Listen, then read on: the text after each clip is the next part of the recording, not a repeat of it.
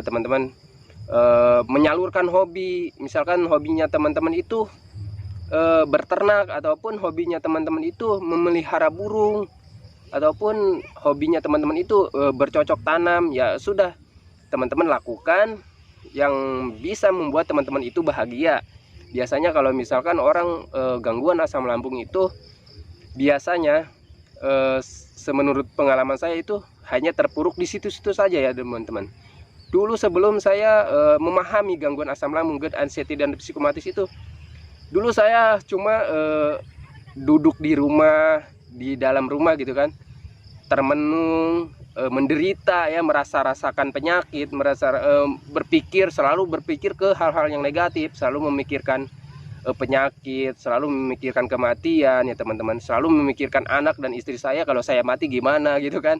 Itu sepengalaman saya. Nah, buat teman-teman yang belum memahami gangguan asam lambung, GERD, anxiety, psikomatis, baiknya dipahami ya teman-teman, karena gangguan asam lambung, GERD, anxiety, dan psikomatis itu tidak berbahaya sama sekali dan bisa disembuhkan oleh diri kita sendiri. Yang penting intinya teman-teman itu tanamkan di dalam hati teman-teman itu tekad yang kuat ya teman-teman, bahwa kita itu bisa sembuh, bahwa gangguan asam lambung, GERD, anxiety, dan psikomatis itu tidak berbahaya sama sekali dan bisa disembuhkan dengan diri kita sendiri. Tidak perlu obat, tidak perlu herbal, hanya dengan menggunakan metode saja teman-teman. Metodenya apa ya? Itu metodenya tadi, jalan-jalan dan mengalihkan pikiran yang negatif ya teman-teman. Jangan terlalu memikirkan penyakit. Jadi jangan terlalu sering di rumah ya teman-teman. Kalau misalkan teman-teman itu sudah agak bisa beraktivitas, misalkan untuk jalan ya teman-teman, kalau misalkan teman-teman itu sudah bisa untuk jalan, ya jalan saja teman-teman. Kalau misalkan teman-teman itu sudah bisa untuk beraktivitas, ya beraktivitas teman-teman seperti biasa ya. Karena sebenarnya kita itu sehat ya teman-teman, kita itu sebenarnya kuat. Cuman yang membuat kita itu terpuruk, yang membuat kita itu menderita, 99%-nya itu dari pikiran kita ya teman-teman. Dari pikiran kita yang selalu mengarah-ngarah ke hal yang negatif, selalu mengarah-ngarah tentang penyakit, memikirkan penyakit. Jadi sensasi di tubuh kita itu, di perut ataupun di sekitaran tubuh kita itu menjadi ya teman-teman. Misalkan teman-teman itu ada sensasi sedikit saja, misalkan keliengan.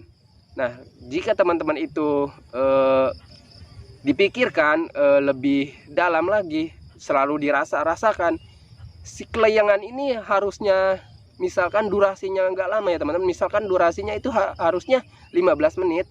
Karena kita memikirkannya terlalu berlebihan, karena kita rasakannya terlalu berlebihan, akhirnya durasi yang harusnya 15 menit itu menjadi setengah jam.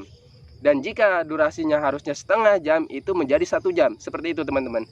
Jadi pikiran kita itu berperan penting untuk tubuh kita, untuk kesehatan kita ya. Jadi makanya mulai dari sekarang, tanamkan dalam hati teman-teman, tanamkan dalam pikiran teman-teman bahwa penyakit gangguan asam lambung, GERD, anxiety, dan psikomatis itu tidak berbahaya sama sekali, dan bahkan bisa disembuhkan dengan diri kita sendiri, tidak harus ke dokter ya teman-teman.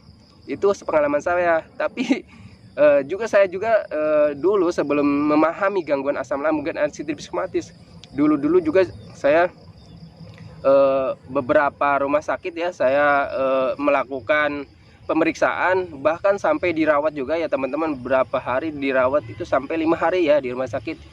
Dan pas pulang pun sama teman-teman, dari awal masuk rumah sakit sampai pulang itu sensasinya sama aja teman-teman, sensasinya nggak ada yang berkurang. Itulah asam lambung ya teman-teman.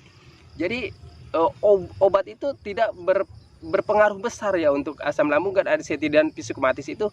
Obat itu sepengalaman saya tidak berpengaruh besar, membawa kesembuhan itu tidak signifikan ya teman-teman, karena di situ pikiran kita yang bermain ya teman-teman, pikiran kita yang mempermainkan kita ya teman-teman.